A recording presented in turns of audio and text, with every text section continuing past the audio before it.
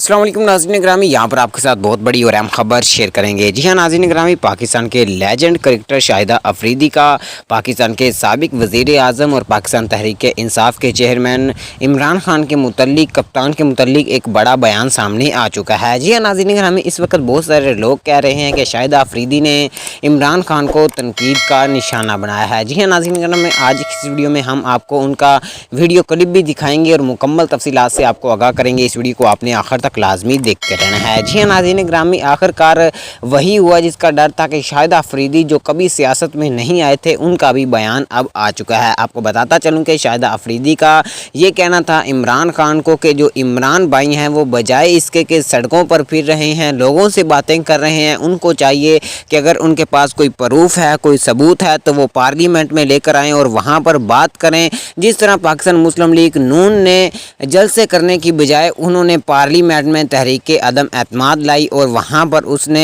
पाकिस्तान तहरीक इंसाफ की हुकूमत गिरा कर अपनी हुकूमत कायम की। इस मौका पर उनका ये कहना था कि मेरा इमरान भाई को एक बड़ा मशवरा है कि वो पार्लियामेंट में आएँ, ना कि वो सड़कों पर ठोकरें खाएँ।